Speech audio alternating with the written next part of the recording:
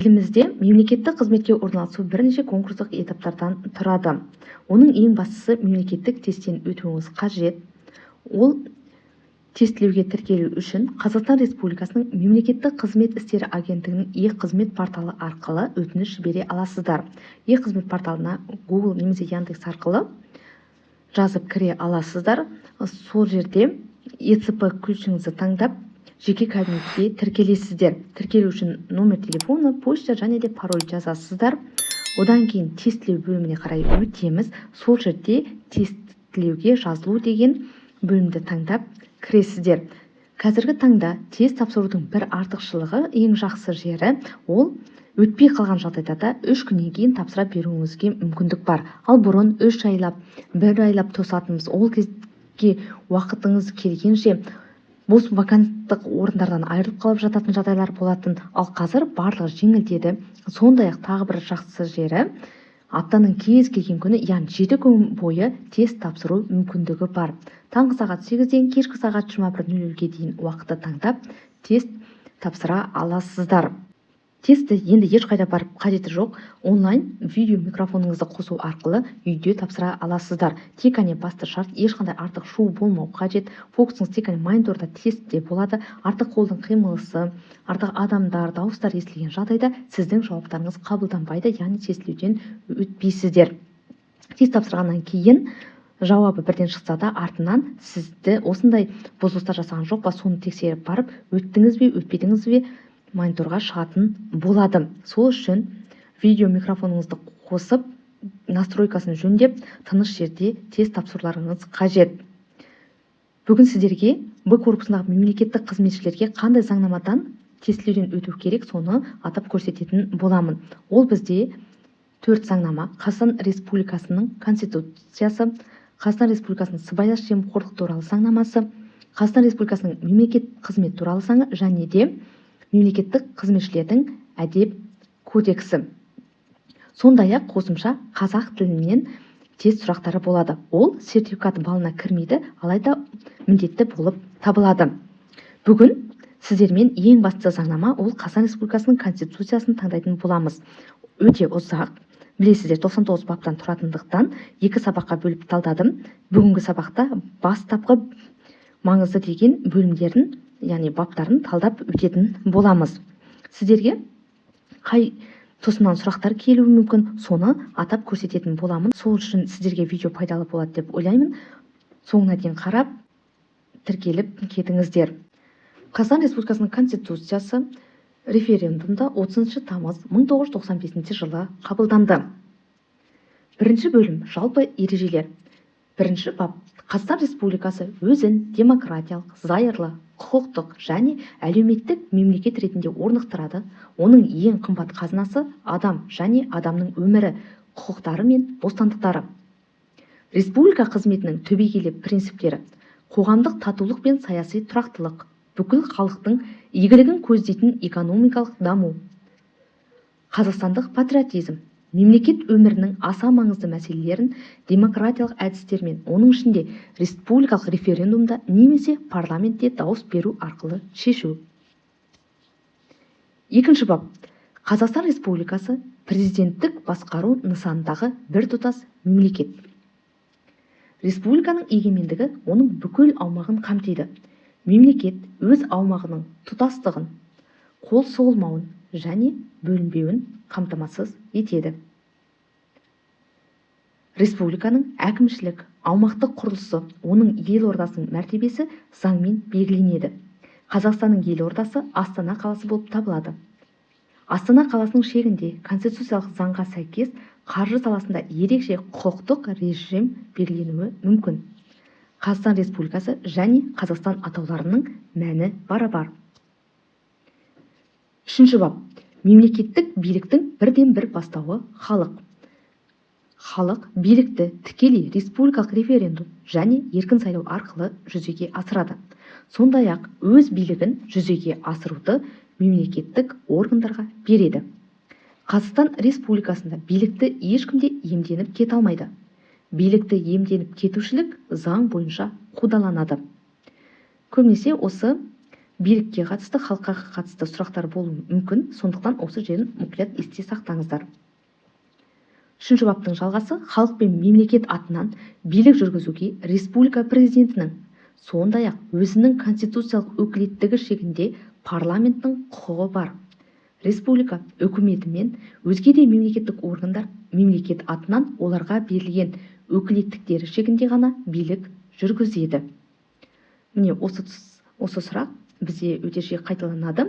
Халық пен мемлекет атынан билік жүргізуге кімнің құқығы бар? Республика президентінің, сондай-ақ конституциялық өкілеттігі шегінде парламенттің.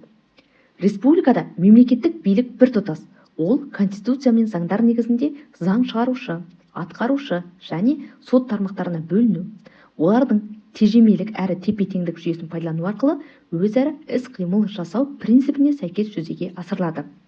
Яғни білесіздер, бізде заң шығарушы, атқарушы және сот тармақтарына билік бөлінеді. Олар өзара байланыса отыра қызмет етеді. Келесі 4-ші бап. Қазақстан Республикасында қолданылатын құқық Конституцияның, соған сәйкес заңдардың, өзге де нормативтік құқықтық актілердің, халықаралық шарттары мен республиканың басқа да міндеттемелерінің, сондай-ақ республика Конституциялық сотының және жоғары соты нормативтік қаулыларының нормалары болып табылады. Конституцияның ең жоғары заңды күші бар және республиканың бүкіл аумағында ол тікелей қолданылады. 4-ші баптың жалғасы: республика бекіткен халықаралық шарттардың республика заңдарынан басымдығы болады. Қазақстан қатысушысы болып табылатын халықаралық шарттардың Қазақстан Республикасының аумағында қолданылу тәртібі мен талаптары республиканың заңнамасында айқындалады. Барлық заңдар, республика қатысушысы болып табылатын халықаралық шарттар жарияланады. Азаматтардың құқықтарына, бостандықтары мен міндеттеріне қатысты нормативтік құқықтық актілерді ресми түрде жариялау оларды қолданудың міндетті шарты болып табылады. Яғни кез келген барлық заңдар, оның ішінде ол азаматтың құқығына байланысты болса, міндетті түрде жариялануы қажет. Бұл міндетті шарт болып табылады. Келесі 5-ші бап. Қазақстан Республикасында идеологиялық және саяси әр алуандылық танылады. Мемлекеттік органдарда партия ұйымдарын құруға жол берілмейді. Қоғамдық бірлестіктер заң алдында бірдей. Қоғамдық бірлестіктер ісіне мемлекеттің және мемлекет ісіне қоғамдық бірлестіктердің заңсыз араласуына, қоғамдық бірлестіктерге мемлекеттік органдардың қызметін жүктеуге жол берілмейді. Мақсаты немесе іс-әрекеті республиканың конституциялық құрылысын күштеп өзгертуге, оның тұтастығын бұзуға, мемлекет қауіпсіздігіне нұқсан келтіруге, әлеуметтік, нәсілдік, ұлттық, діни, тектік, топтық және рулық араздықты қоздыруға бағытталған қоғамдық бірлестіктер құруға және олардың қызметіне, сондай-ақ заңдарда көзделмеген әскерилендірілген құрамалар құруға тыйым салынады. Республикада басқа мемлекеттердің саяси партиялар мен кәсіптік одақтарының қызметіне, діни негіздегі партияларға, сондай-ақ саяси партиялар мен кәсіптік одақтарды шетелдік заңды тұлғалар мен азаматтардың, шет мемлекеттер мен халықаралық ұйымдардың қаржыландыруына жол берілмейді. Бұл да өте жиі кездесетін сұрақ. Яғни республикада басқа мемлекеттердің кез келген партиясы болсын, одағы болсын құруына жол берілмейді. Шетелдік діни бірлестіктердің республика аумағындағы қызметі, сондай-ақ шетелдік діни орталықтардың республикадағы діни бірлестіктер басшыларын тағайындауы республиканың тиісті мемлекеттік органдарымен келісу арқылы жүзеге асырылады. Келесі 6-шы бап. Қазақстан Республикасында мемлекеттік меншік пен жеке меншік танылады және бірдей қорғалады. Меншік міндет жүктейді. Оны пайдалану сонымен қатар қоғам игілігіне де қызмет етуге тиіс. Меншік субъектілері мен объектілері, меншік иелерінің өз құқықтарын жүзеге асыру көлемі мен шектері, оларды қорғау кепілдіктері заңмен белгіленеді. Жер және оның қойнауы, су көздері, өсімдіктер мен жануарлар дүниесі, басқа да табиғи ресурстар халыққа тиесілі. Халық атынан меншік құқығын мемлекет жүзеге асырады. Жер сондай-ақ заңда белгіленген негіздерде, шарттар мен шектерде жеке меншікте болуы мүмкін. Келесі 7-ші бап. Ол тіл туралы. Қазақстан Республикасындағы мемлекеттік тіл қазақ тілі. Мемлекеттік ұйымдарда және жергілікті өзі басқару органдарында орыс тілі ресми түрде қазақ тілімен тең қолданылады. Мемлекет Қазақстан халқының тілдерін үйрену мен дамыту үшін жағдай туғызуға қамқорлық жасайды. 8-ші бап. Қазақстан Республикасы халықаралық құқықтың принциптері мен нормаларын құрметтейді.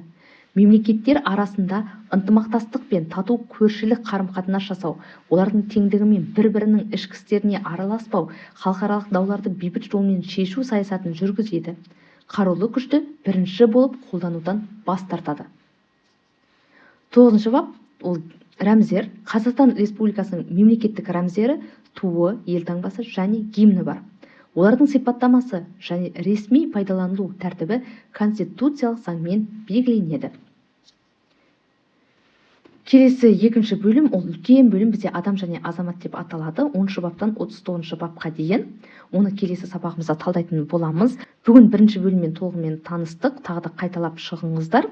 Негізінен оңай, бірақ та заңды міндетті түрде сөзіне дейін мән беріп оқуларыңыз қажет. Себебі сұрақта тек қана бір сөзі өзгертілген болып келуі мүмкін.